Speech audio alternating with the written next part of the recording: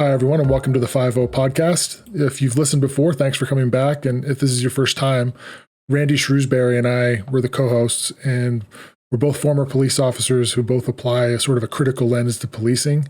And on the podcast, what we try to do is have an ongoing conversation about criminal justice reform with the people who are behind that change that's taking place: authors, activists, academics, practitioners, and people who've been subject to the system and who felt the impact on their lives. And all of the conversations that we have are with a focus on the problems that we're facing and how we can change things for the better. So on this episode, Randy and I are just going to have a conversation, the two of us.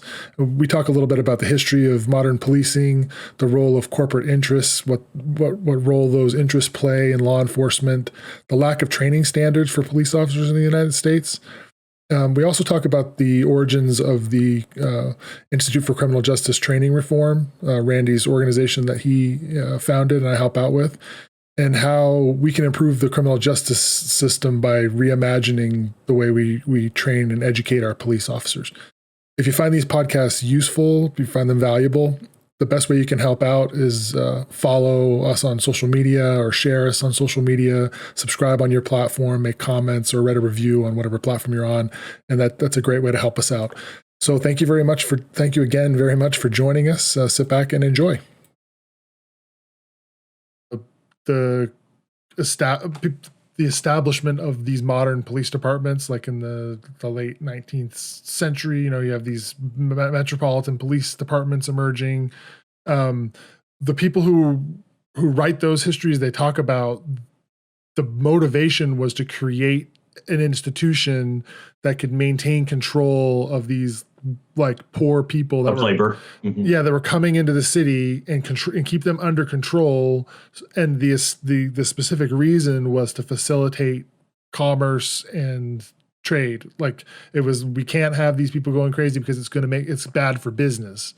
And even going back even further to slave catching. Yeah, right. This was the protection of quote unquote property. Sure. I mean, it still is. I mean, I remember when I was leaving, seeing this I can't remember what the phrase was, but it was like the downtown cooperative, something along these lines, where it was these business owners in a certain section of town that were organized and putting pressure on the police department to make it, safe for business, get rid of keep the homeless people away, keep the people with illegal vending carts away, drive off the riffraff, keep cars out of that neighborhood that shouldn't be there. And this pressure it was very transparent that it was these business people with power and influence in the city exerting direct control over the police department through the politicians as a conduit to... And to add on to that, they often are donors to police departments. I have a friend who works at LAPD who they needed this piece of equipment, and it wasn't in the department budget. So the commander, the district commander, was like, I know who to talk to. And he went to this business association who has supplied them equipment before. I remember years ago in South Carolina, an agency I worked at, we were building a new department, and they wanted bulletproof glass at the clerk's desk, but it wasn't in the budget to do it. And so private business paid for that. And that's quid pro quo. But go ahead. Yeah, I mean, I think it's just what we're talking about. It's what is the fundamental purpose of this institution? And it's not to distribute, it's not to hold politicians or business owners accountable. That's not what it's designed for. Well, and in fact, I would even go further, is to say that this really isn't about the administration of justice either. One of my really pet peeves about the judicial system, especially relative to policing, is the number of unsolved violent crimes that we have. Right, we have 500,000.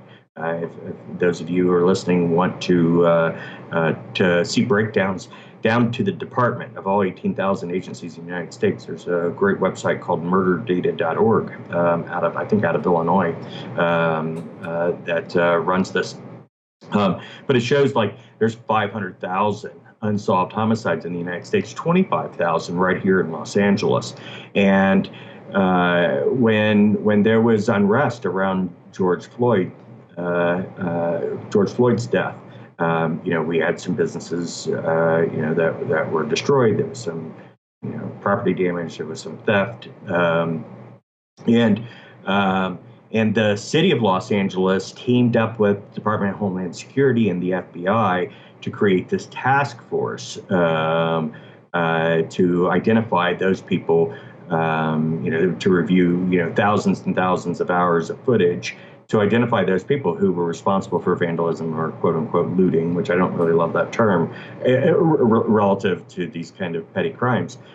And I thought to myself, like, holy shit, why isn't there a task force for the just in LA, for the 25,000 unsolved homicides? That there is a mother, a father, a child, a brother, a sister, a husband or wife, a cousin, a friend who have no peace whatsoever because the person who murdered their loved one that has never been brought to justice. Has just been given up. But we're pouring these resources and over whether or not a multi-billion-dollar conglomerate had some phones stolen out of their store, right? I thought that there was, and that's just murder investigation. There's a lot lower level things that people want to be protected from. For sure. Chicago PD, it was reported that last year they saw 5%, less than 5, it was like 4.7% of sexual assaults in the city. And that's what's reported. And we know most aren't reported, but even the ones that they are. And then you think about, like, what is the day-to-day work of a police officer? Digging. A lot of it's digging for dope during pretextual stops. Yeah, that's right. I think the drug. I mean, like, there's drug war's a huge one of the places where it's that there's a lot of the idea that the resources are being directed in an efficient or way designed to protect public safety is not accurate. For sure, and I think that my career, took the path. So I left policing and then went into the private sector, and I did arson investigations or fire origin and cause investigations. Wasn't necessarily arson, but for insurance companies or attorneys, a lot, not all of it, not exclusively, but probably 80% of the work was relative to insurance claims and automobile crash reconstruction, both of which I've been qualified as experts in. However, one of the things that I saw is in the civils, so when we talk about the protection of property, is that in civil cases, especially if it was an insurance company that had large loss exposure, right, they were going to have to pay out a bunch, a fatal wreck or a multi-fatal if it's a single fatal, not. But is that the quote unquote experts that they would want to make sure were investigating these were engineers or they were Ph.D. level experts. I was a certified fire and explosion investigator. It's what allowed me to be an arson detective, and again, what handled 15 years of my career. My original training was 2 weeks long. It was 80 hours. And so for me, that was like the really first, big kind of realization, aside from like, some of these obvious things that we're talking about, because I think, again, everyone realizes like you're fucking with poor people day in and day out. And, but when I got to the private sector, I was like, holy shit, we're locking people up for quote unquote forensics that was a 2-week class, which is relatively akin to the training program of a fast food worker. Right. Most people get hired, they get trained for a couple of weeks. And And then I thought, wow, if this is a big, so we can put people in jail for this, no problems, right? The judges accept it, the attorneys accept it, including the defense attorneys, right? There's not a lot of challenge. I mean, I've been qualified as an expert in both criminal and civil court. But when it came down to high money, then we don't want to mess around, with someone who can be wrong because they only had a 2-week training. We've got to make sure that we're right on this and that we can make sure that we protect these assets. And so that was one of the really kind of drivers that I had about creating, the Institute for Criminal Justice Training and Reform. And for those of you who want to take a look, it's trainingreform.org. And there'll be a link in the description for all the websites he's mentioned. I'll put the links in the description below for everyone. Yeah, and so there was a couple of things. That was a really big part of it. Is that when I realized that there was this major disparity about training that was being used to incarcerate people, but there was a much higher standard if it was relative to civil liability. But training has always really been a big passion of mine. And I've been a trainer over the years. I was a field training officer. You're trained in DUI and radar and narcotics and another dozen or so different things. But my very first realization about the inequities of our training systems was on a date in South Carolina when I had gone through a divorce, and I was on a date with a hairstylist, and she told me what her training was and to become licensed as a cosmetologist. And I remember sitting with a salad in front of me, and I'm sure my mouth just wide open because I was like, what the hell? It was like 3 times. And this was, I had already been to 2 academies at this point and still didn't have the training that was required of her. Was this while you were out? You were already out of policing, or was this while you were still? No, this was while I was was still a police officer. Yeah, I was a shift commander at this time, and but it hit me like a ton of bricks. I was like, holy cow, right? I have the authority to kill you, right? And someone now look, I don't want to diminish the necessity for strong training in cosmetology. This isn't an indictment about their training, right? Because there's complexities that they need to know, right? So they don't poison us if they're get infected. You don't get sick. You don't get infections from keeping sterile. Right. That's right. But they they never had ever. I mean, I guess unless they were being robbed or something, but they never went to work with the understanding that I might have to kill somebody today. And so that was really kind of the thing that first hit me with like a ton of bricks. Then I began seeing this. I saw this power imbalance, and this is actually probably what happened even first. Like when I really realized the power of police officers, I remember writing this woman a traffic citation for not stopping at a stop sign, and we go to court. She contests the ticket, and this was before body cams or dash cams, and we get to court. And the judge says, what do you plead? She pleads not guilty. And so we have a little bench trial.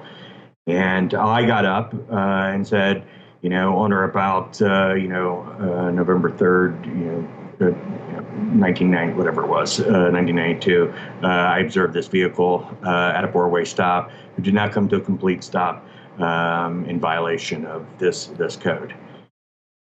Judge says, okay, turns to the defendant and says, what's your testimony? Not as eloquently, but she says, I stopped. I stopped. He's wrong. He made a mistake. And she was found guilty. And I remember even then, still at a time that I was super pro-police, that I was like, they're always going to take my word, right? Oh yeah. Right.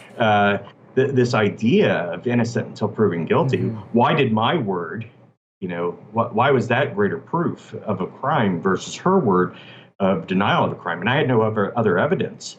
So by default, she should have won because I had no evidence to show that she actually did, except for my word. But her word should have been more valuable. And so, that was, that was a very early indicator of how the system was rigged. Then I hear about, this kind of lack of training.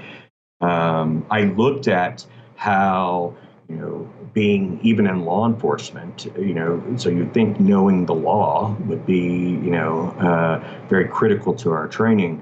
We spent about a week to learn to learn constitutional law, federal law, federal transportation laws, state traffic laws, local laws and ordinances, and civil liability. And that was done in a week and a half. I mean, it's just an asinine assertion that anyone could really have any full grasp of any of those topics. If we just picked out one of any of those topics and give them a week of training on, they still wouldn't be apt with it. Yeah, like constitutional law is like 2 law school classes or 3 law school classes that you take over a year and a half, kind of thing. Yeah, exactly. But over the years, what happened is I'll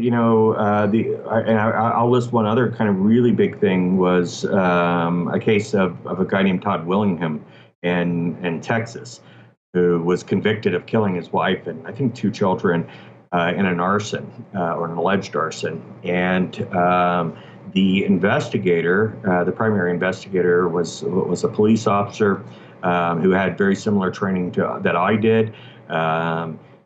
Put a case together for which the evidence that they used was evidence or a training that I was given to identify particular evidence.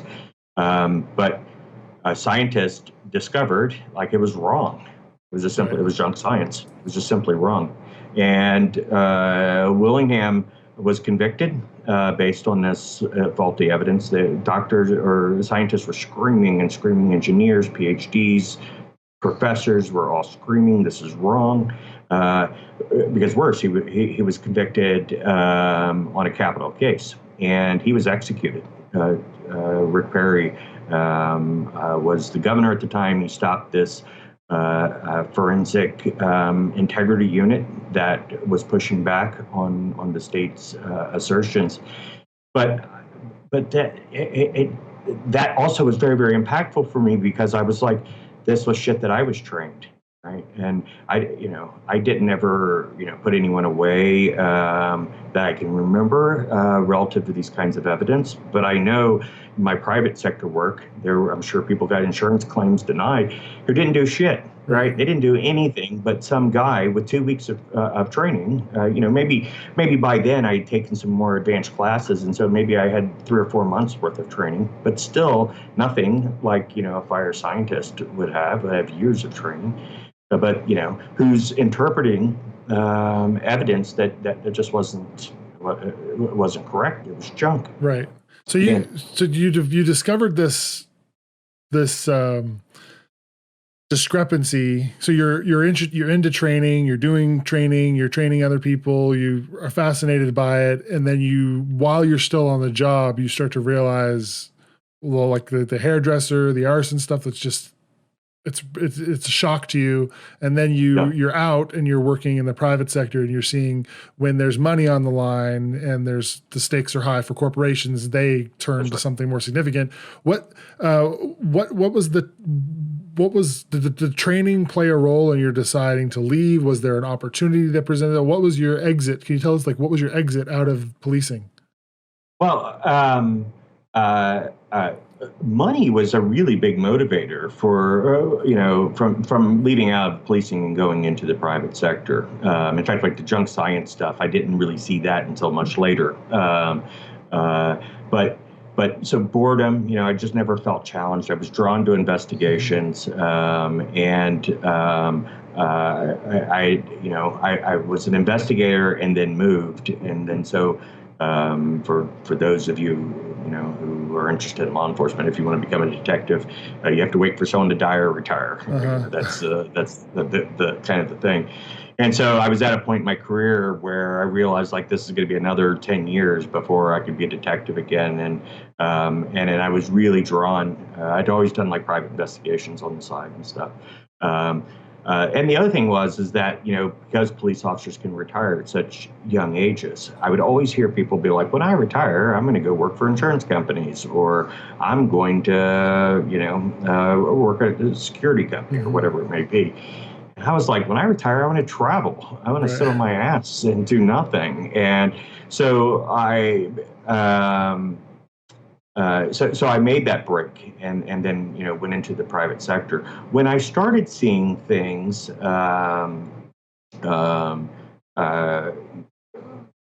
of like the holes in forensics, as an example, or comparative forensics. By this time, I was either a business owner. I owned a small forensics firm in Indianapolis, and my last formal role, outside of some consulting work here in Los Angeles, I was the director of forensic services for a insurance investigation company, and I felt a bit different about it because I was in control, right, of with eyes wide open to make sure that if to always get the benefit of the doubt if there's any question about evidence. I was at a point in my career where I didn't really give a shit if the insurance company liked my opinion or they did or didn't. I had a reputation by then of being, an honest, objective person, which is what my role was supposed to be. Did I still feel, like I was sleeping, with the enemy a little? For sure, because that too is a part of this system, right? When we talk, you and I'll talk mostly about criminal justice, but the justice system as a whole is, again, this is very, very slanted to the haves, and the have-nots are pretty screwed. But I was also in a position of supervision, where I felt like I could influence others who were going to be in this career, whether I was there or not, and making sure that the decisions and the processes that they used was ethical. Again, it is. It would be a perfect world where we didn't need these kinds of institutions, but we're always going to need it, right? There are going to be people who will set fire to something for a false insurance claim, or a manufacturer of a toaster who's built a faulty piece of equipment to save a little bit of money on the production. Right. That burns down someone's house, and some third party needs to come in and review it. So I see it as a necessity, and I was in a fortunate enough position at that stage in my career where I had a lot more control over the kind of cases that I would work, and over supervising and helping others. The really big break for me, and I think like a lot of people in the United States, was Michael Brown's death. And when Michael Brown was killed, there became this spotlight on policing in a way that not that something new happened. Right. Michael Brown wasn't new. It's been going on for years and years and years and years. But it drew attention to it in a way that that hadn't for a very long time. And so after Michael Brown, we saw Eric Garner get killed. We saw Philippe Castillo get killed. We saw Tamir Rice get killed, and unfortunately, so many more that it would take hours just to list the names. And I could not help but thinking that, this all goes back to training. Mm-hmm. This all goes back to, number one, do they have adequate amount of time to train? And they don't, right? Police officers get about 6 months of training, and that's it. I reflected a lot on, the Cobb salad that I was eating when the cosmetologist is telling me that she went for a year and a half. So before you set up, just so you're in policing, you're seeing some of these problems, you make this transition into doing something similar, but in the private sector for a variety of reasons. Then you learn more about the problems with training while you're on the job, but it's this not the incident itself with Michael Brown, but it's that this issue is driven to the forefront in society, and it's being talked about, and it triggers it. Was this a long process, or was this something you'd already been thinking about, or like when you decided to start the institute, did it happen all of a sudden? Was there someone encouraged you? Both is kind of the answer. So I had ideas. I was grappling with my own guilt, to be very honest. Of like I said at the very beginning of the podcast, is that of my complicity and what I knew was wrong, and certainly what I even learned more that was even much more wrong than I knew at the time. But because of where I was, doing forensics and forensic science, was very, very dear to me. And so my first inclinations of, that I wanted to work in the nonprofit sector is how could I give back to, frankly, some of the damage that I caused or at least witnessed and was a part of. What was about, around forensic integrity. Right, is very similar to the work of like the Innocence Project. Is that we know that there's a great deal of people who are incarcerated in the United States that shouldn't be. But I didn't really know how I was going to put that together. I didn't know if it was going to be something that I would create, or if maybe one day I would be fortunate enough. To work like at an organization like the Innocence Project, but so the general issues about training, about forensics, as a whole, was already kind of in my mind. For those of you who know Sean King, Sean King had written an article. He had submitted some sort of tweet in 2016, and asked something rhetorical about like, why aren't cops trained to use alternatives to deadly use of force, and when I saw that. To answer your question, there was already this idea in my mind that that training was such a huge issue, but I was kind of heavily thinking about it relative to forensics. But when I saw King's statement, then I remembered my date. I remembered this cosmetologist, and so I sat over the next couple of days, and I went state to state and looked at comparisons to see, because I knew it was the case in South Carolina, I knew it was the case in Indiana and Ohio, because those were the places where I worked, but I didn't know if it was the case broadly. And so I put together a spreadsheet, and just some long hours at the middle of the night, going state to state, looking up these regulations, and found it's the case in every single state in the U.S. that cosmetologists are required in training. And then that isn't including, right, nurses or doctors or engineers, plumbers, electricians, so many other even roles, massage therapists. But I took this spreadsheet and I sent it to King, and I said, this is the problem. They just don't have enough time. Right? It's just such a narrow scope of time to cover a lot of these really complex issues. And King made it a part and worked that into a story of a series that he was working on the reduction of police violence. The number 2 story, in fact, was cops need more training than cosmetologists. And I was quoted and sourced for it. And this was also at the time where Colin Kaepernick was getting a lot of attention, kneeling, and so it went viral, and his story did. And Kaepernick, quoted, in fact, in a locker room story or interview, saying that it's a travesty that it's harder to get a curling iron than it is a gun in the United States.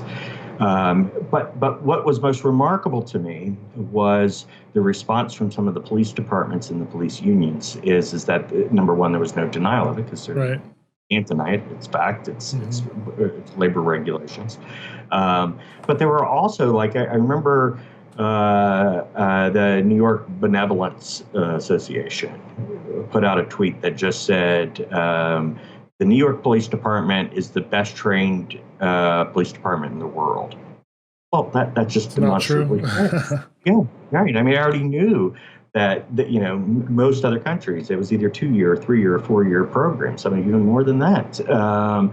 And so I knew that there were organizations, some very good organizations too, that looked in alternatives to policing, especially relative to how cops are trained. But there was none that was doing it from an advocacy standpoint. There was no one that was bringing in the community and saying, how is your community impacted uniquely? One of the things that I think is most important that I try to share when I talk about police training is that it's never really been changed. Right. The way cops have been trained from the very beginning is really about the same way that they're trained today. There was a couple of shifts. Of course, there's some increase in hours, which turns out to be only about 7 to 10 hours a year, and an increase. So not even really that much increase. Militarization training, SWAT training, that came in pretty heavily in the 50s, late 50s, early 60s, as a response to the Watts riots. But other than that, there's just really not been any fundamental change. There's no one that has stood back and said, how can we do this differently, right? I get in some hot water sometimes, especially, for those who are very strong reformist or abolish, people with abolish positions, because there are circumstances for which and I think that, this is one of the great things about our podcast, is that we are able to offer a perspective that supports strong reform, right? We're not talking about just cutting around the edges. We both are believers of massive change that needs to happen. But at the same time, as we have a unique experience for which we can sometimes get into the mind, or at least possibly, the mind of the officer, or the correlation between why they may have reacted the way they did, based on their training. And Rayshard Brooks is a good example, right? Is that after George Floyd's death, Rayshard Brooks was killed in Atlanta after grabbing an officer's taser. And I've spoken about this a few times. I've been interviewed about it, and I have said consistently that Rayshard Brooks should be alive today, unequivocally. Right. I believe that in my hearts of heart. There was 1,000 other ways for which I think that situation should have been handled. But the officer, I think, was acting exactly as he was trained. Right. And that is part of the problem, right? Is that, it doesn't matter what profession you're in. It doesn't matter if you're a janitor, if you're in construction, if you're a CEO, if you're most presidents. You perform the way that your training and support is given to you. Right. We all are. And when we have shitty training, we all, for most of us at least, who, if we've been working and been in the workforce for long enough, we've all had experiences of some good trainers and some not so good, and each of them left a mark. Each of them left an impact. Absolutely. And right. I mean, and hopefully, like, when we get bad training, someone good comes along and shifts it. But what happens when the entire structure is flawed? Right. Is that if even the best instructors are instructing on a flawed principle, or is constrained by time, or a lack of scientific support in the training, or again, this very two-dimensional, we're the good guys and everyone else is the bad guys, this oversimplified approach, well, then we can expect these outcomes. There's an attorney on Twitter, Lee Merritt, who represents families of police that have been impacted by police violence. I wish I could take credit for this quote, because he really said it perfectly. As he said, the problem isn't that the police aren't following their training. The problem is that they are. And so our organization is trying to say, okay, first off, we need to know very expansively what are the problems, right? And part of that is done by quantitative research, but a lot of it's also about qualitative research. We need to be talking to communities, and our organization is driven. We have 25 communities that are represented. That we ask the question: how is your community impacted specifically about with these policies or these training mechanisms?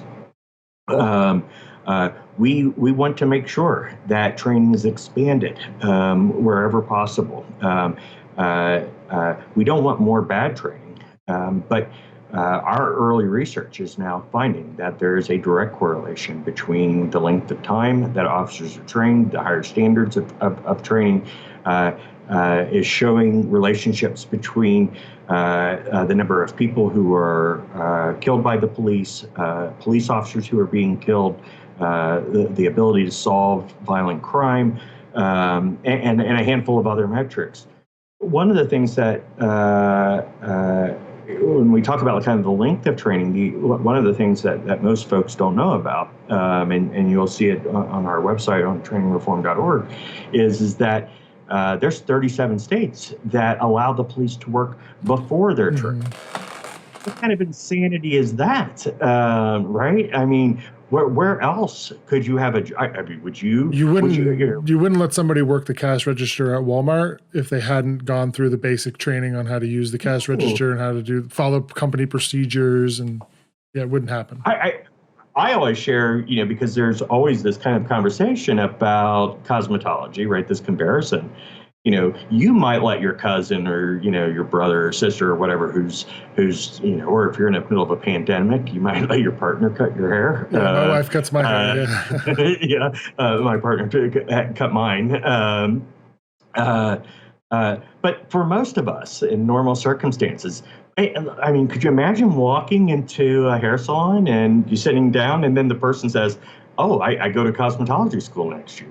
You stand up and leave. Right? If you went to a doctor's office for a non-emergency situation and the phlebotomist is going to draw blood from you, or the nurse comes in and says, I can't wait till next year because I get to go to nursing school. You'd be like, hell no. Right.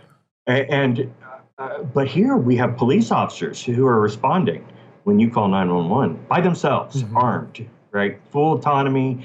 Except for Mississippi, they require some supervision, at least, shockingly. We're looking to Mississippi for the high standard now. No offense, Mississippians. I apologize. Yeah, it's a beautiful state. Lots of lovely people in Mississippi. Yep, but not the most progressive in criminal justice reform. But all other states, right when. And, like I live in California, which isn't one of the 37 states. And, but I talk about it heavily because most of us travel outside of California, and we may end up in one of these 37 states. And if you look in the rearview mirror and you're getting pulled over, right, you really have no idea if this cop has been trained, if he has any clue whatsoever of what to do other than how to kill you, because that is a pre-basic training, because normally it's they'll get like a weekend or a week or two maybe of kind of the basic essentials before they wait to go to the academy, which is on average a year's wait. Mississippi, though, has the longest. It's 2 years, and you can get another year extension after that. So we have people who have been police officers for 2 or 3 years and have never attended training. It's just absolute insanity.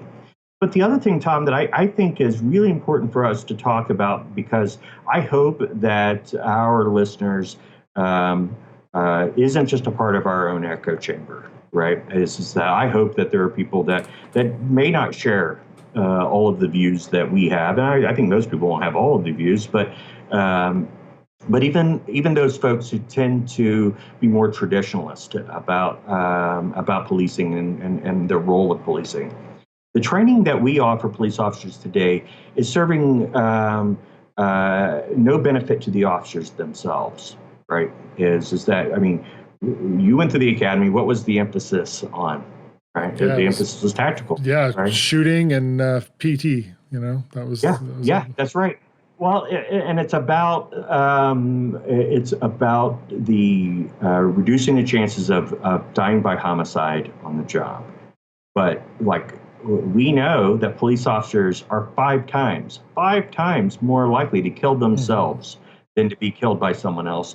And most agencies or most academies, they get no training on self-care, identification of PTSD, suicidal ideations.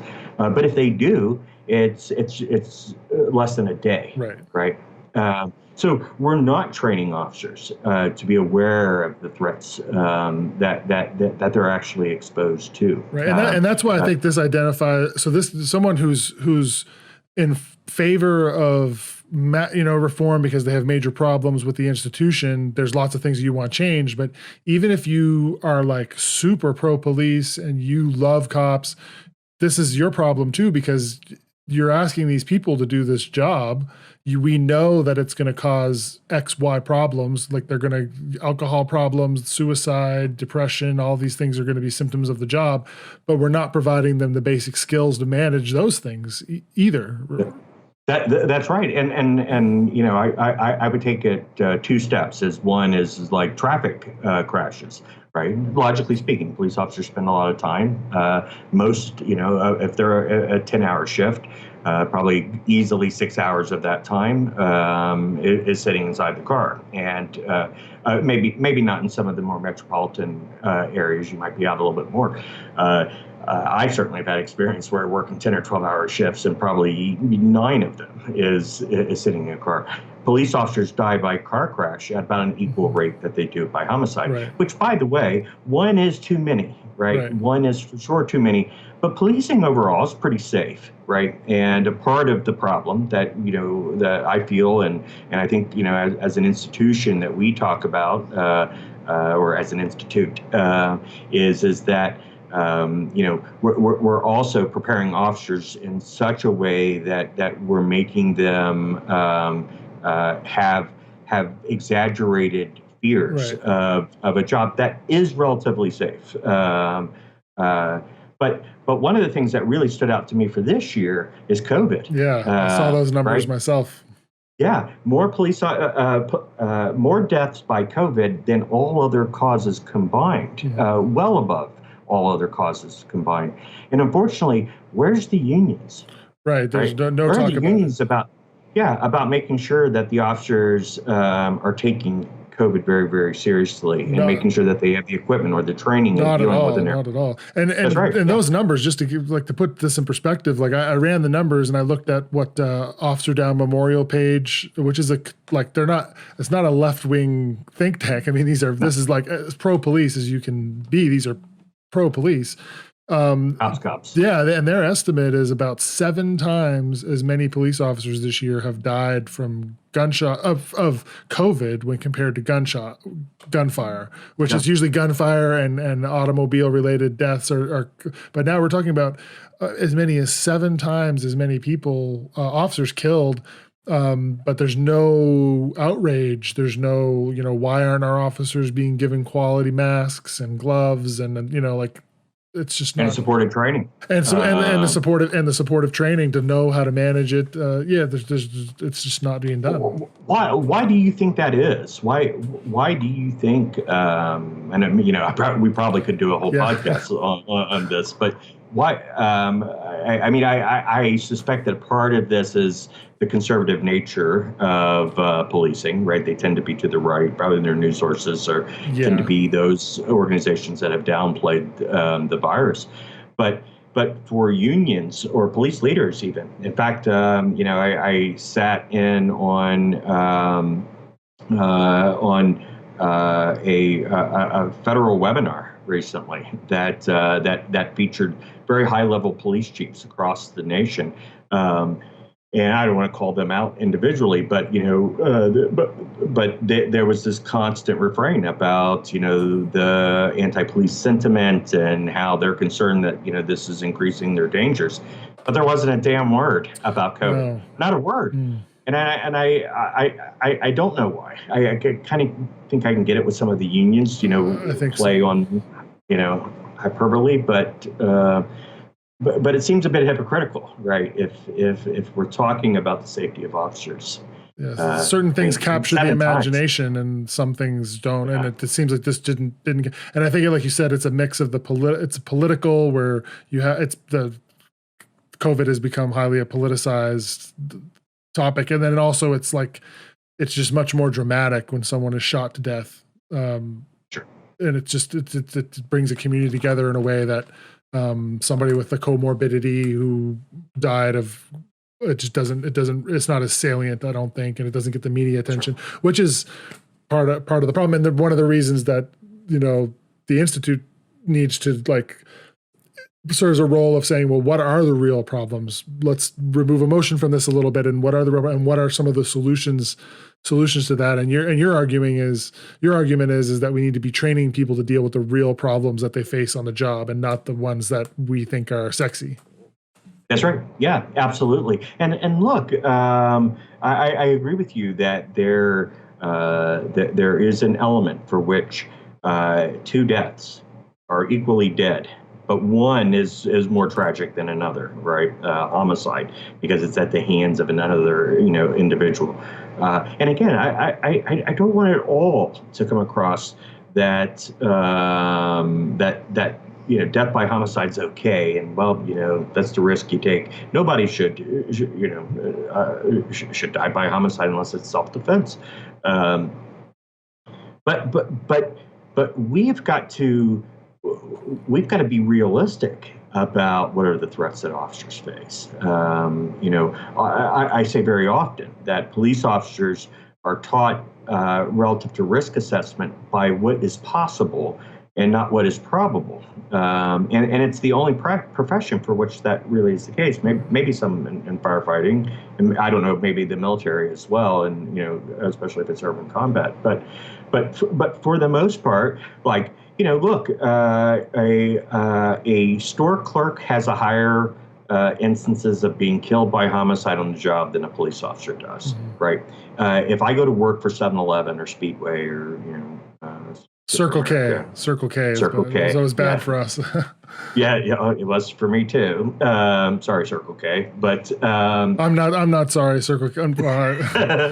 Just because I saw the way. I saw the way they treated their employees. I saw them dealing with armed robberies where store clerks were worried they were going to be fired because they hadn't made their money drop fast enough, and they had just had a gun stuck in their face. So I'm sorry, I shouldn't be sour. No, that's okay. No, I mean, we need to call it out where it is. But if I get hired at 7-Eleven, is the vast majority of my training based around, proportionally, is it based around the likelihood or the possibility that someone's going to come in and murder me? Right. No, I get some training about it, right? There's some, loss prevention training around how to identify thieves or, robbers or gunmen or whatever it may be.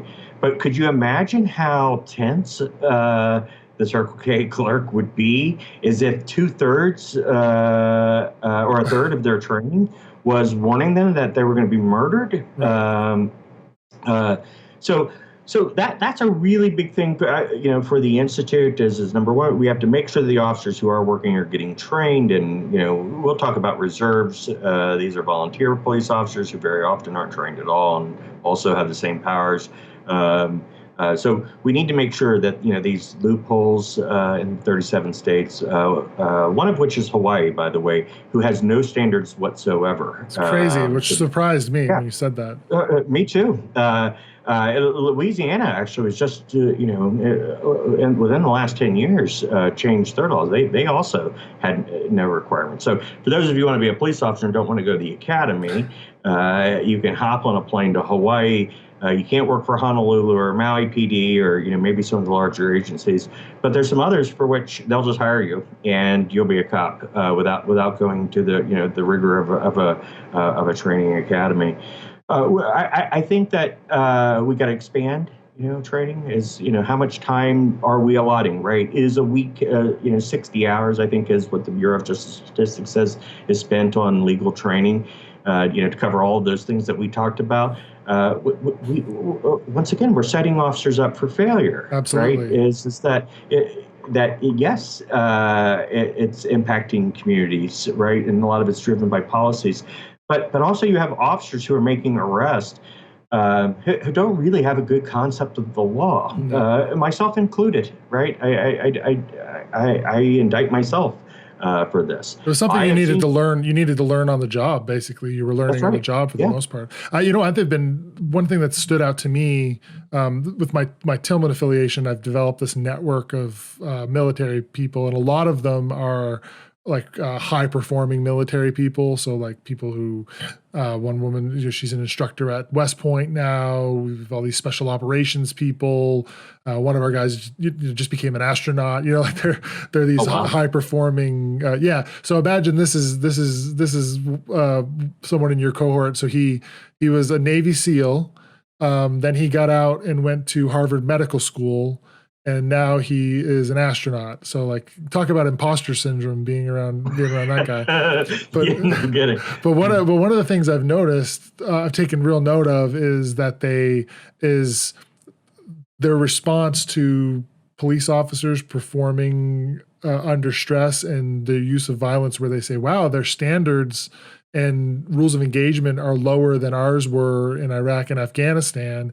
And then when I talk to them about the training that police officers do, and I'll frame it, I'll say, they go to they go to an academy, you go out on patrol, you get your FTO time, and then you're on your own, and maybe once a year you have a day or two, if you're lucky, where there's some kind of training provided. It's some refresher, the department got sued, so they're providing you with X or Y, but there's no ongoing education really that's provided to police officers. And in their minds, this is ludicrous, because if they're part of a unit that is deploying to Afghanistan, they do an extended period of training before that deployment. And then while they're deployed, they allot a certain amount of their time to ongoing training, because they recognize that under stress, that in confusing situations, the decisions you make and the actions you take are going to be directly related to the skills that you've not only learned, but reinforced over an extended period of time. And police just don't do that. No, they don't. And we at the Institute, we study like continued education, and most states do have continued education requirements, but it is so abysmal. Yeah, I mean, some of it's like a few hours, and those that even have like 20 or 40 hours, a good portion of that is surrounding weapon qualification. Once again, this emphasis on the best training I can give you is how to kill someone, and I know that like there are in other countries that you spend one of your shifts in a week in a training component. Which country it is escapes me right now. That's probably going to be a hard sell. But certainly, let's find something, monthly at least. Officers should be spending a fairly decent amount of their shifts. I know that here in California, we had a change in what defined use of force, and became that legislatively was a requirement that all officers had to be trained with it. And one department sent out a link to all of their officers and said, you got to take this training. It was an online training. It should take you no more than 10 or 15 minutes. Right. What? Right? I mean, what? That's not meaningful. No. That's checking a box. It's right? checking a box, and, yeah. But one of the other things too is I think is important is, and I'm curious if you felt this way, is that did you feel adequately trained when you left? I mean, did you feel like I know what I need to know to do this job? I felt as though that I had learned an extensive skill set on the job. I don't know if it was what I should have been learning. Probably not. Well, in hindsight, I imagine it's a very different. Right. I mean, like when you were coming out of the academy. When I was coming out of the academy, I didn't feel as though I was at all prepared to do the job. It felt as though it was something that so my learning of how to be a police officer, I learned a very little bit about sort of how things were supposed to work in the academy, but it was very rudimentary. Yeah. It was very short. Most of it. So for us, it was like the physical fitness was 1/3 of it. Firearms was another third of it. And the academic was 1/3 of it. And the academic is everything from the law to alcohol, to drug test, all of that stuff. So I learned stuff on the street, but that is not how we want to have some control over what police officers are learning. We shouldn't be leaving it up to themselves. No. To learn. Well, and look, Derek Chauvin was a field training officer. Right. I mean, he trained a litany of other police officers, including the George Floyd incident itself. He was in the midst of training, I think, 2 officers, or one of them directly, and then one of them, kind of secondarily. I mean, could you imagine like George Floyd's death was a part of a training had that not been caught on video and got the attention that it received? Because look, there have been similar incidents. Eric Garner is an example that were as egregious. But imagine for a moment that there wasn't video, right? Those other officers would have been taught to deal with these situations with absolute indifference to someone else's life, including murdering someone, right? Look, there's always going to be bad shootings. There's always going to be use of force incidents that could have been handled differently or better. I think, again, good training is how can we do harm reduction and mitigate this as much as possible. But at the same time, field training officers, like what you're describing, wield enormous amounts of influence.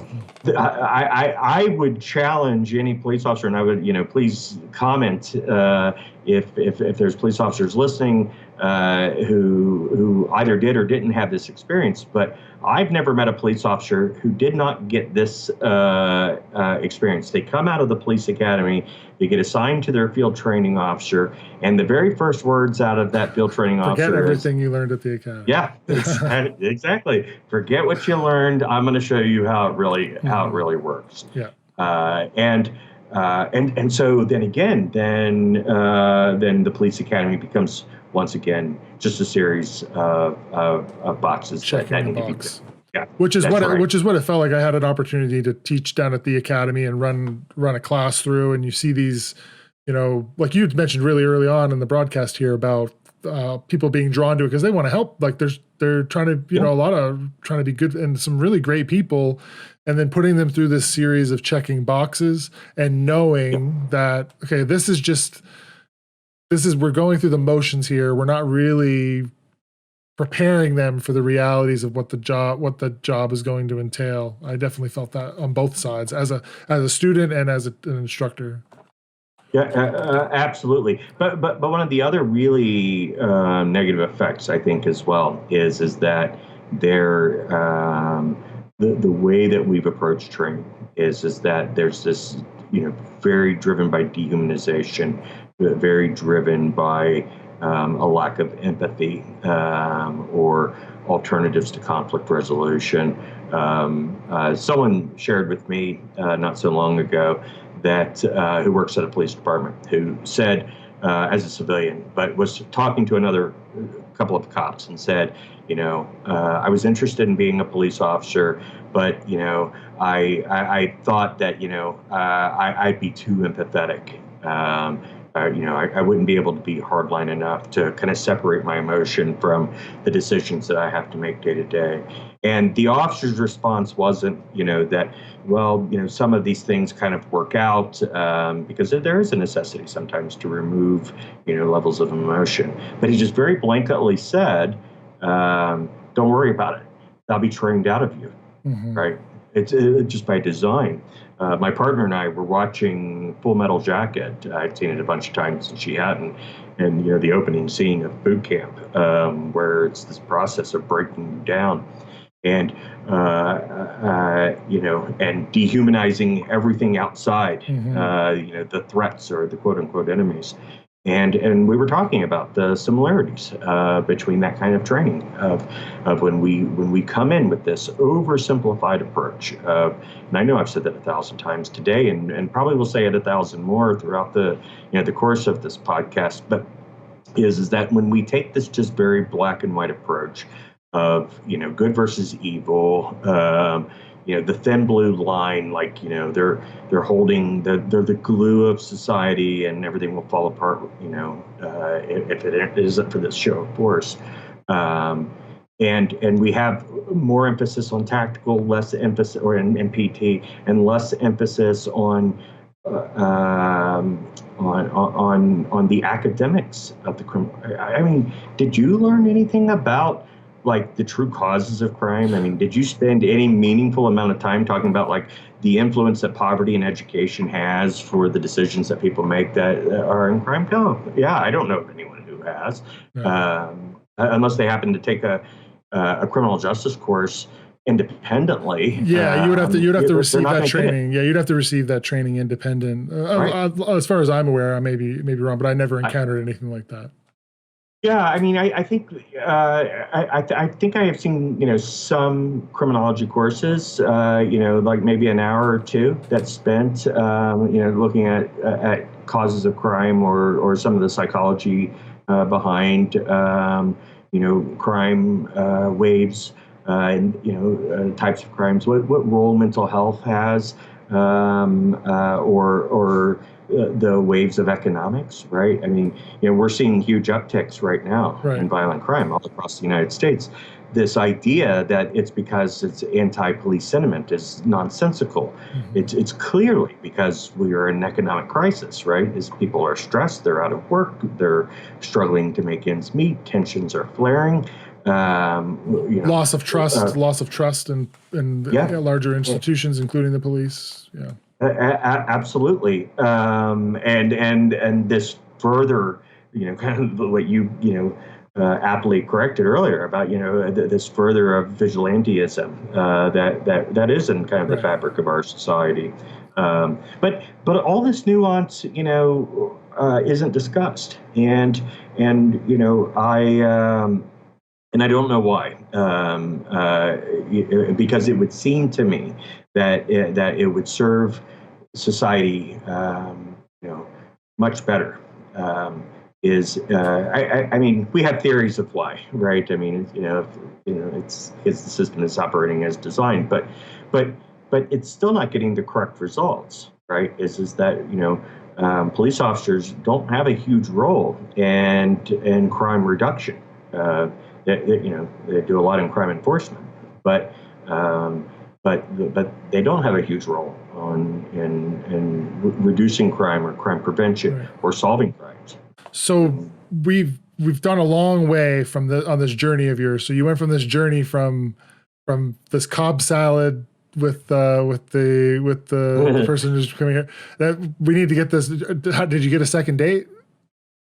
I did not. Okay, so we can't have her on the podcast. Unfortunately, I don't even remember her name, but I remember the event. Right. Sure. So we went from there all the way through the end of your career in policing to a transition into the private sector to George Floyd and Sean King sounds like would be a fascinating guest to have on here to talk Absolutely. with. Sure. So you have this long journey that leads you to start this organization. We've talked a little bit about why you felt there was an imperative for creating it. This lack of an organization doing this type of work.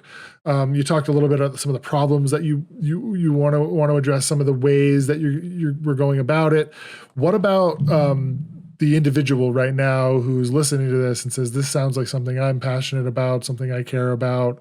How can they, at an individual level, help the Institute further this type of work? Sure. So one of the things that I will tell you is that we've been around for about 3 years. In a few months we'll be going into our 4th year. We're pretty much driven by volunteerism, number one. The organization currently, we have over 100 volunteers all across the United States and the globe. I think at last count it was 9 or 10 other countries in the United States, from Saudi Arabia to Germany to the UK to Australia and New Zealand, that are filling roles that are as basic, as someone who's good on Google and can do some research, right? To academic researchers, to operational support like information technology, website, social media. Our organization, we have people who are, in fact, I think we have a couple people who are still in high school, all the way to C-level attorneys, former police officers, of course, medical professionals, doctors or former doctors. So whatever your skill set is, there is probably a role that you can do to help out. On our website, trainingreform.org, there's a menu button that says ways to help. If you click there, you can see all the lists. The other is advocates. We need to make sure that we have a good ground game when we start to push for legislative change. We want to make sure that the community is involved because you're impacted by it, right? Everybody's impacted by this. How McDonald's cooks their food doesn't impact everybody because everybody doesn't rely on McDonald's for food. We all rely on the police for public safety, and so if you look on our website, there's a list of all the communities that are also very important to make sure that they're represented. We're also funded independently as well. Of course, any donations are always appreciated. That also can be found in that same link, or there's a donate link on our website. And then the third way that I would say is that whether it's our podcast here, whether it's sharing of our Facebook page or Twitter or our website as a whole, is that one very critical thing that we need is to make sure that this stays forefront of in the conversations about how we reform.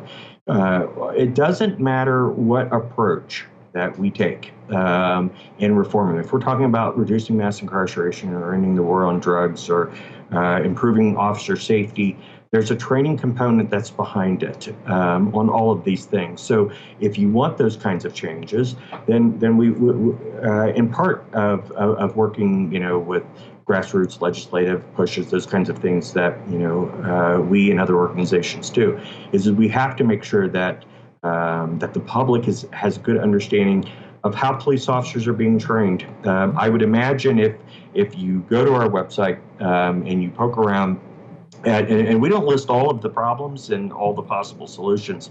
It's really what we narrowed down to kind of the major ones. I would suspect you'll walk away with some shock. Absolutely.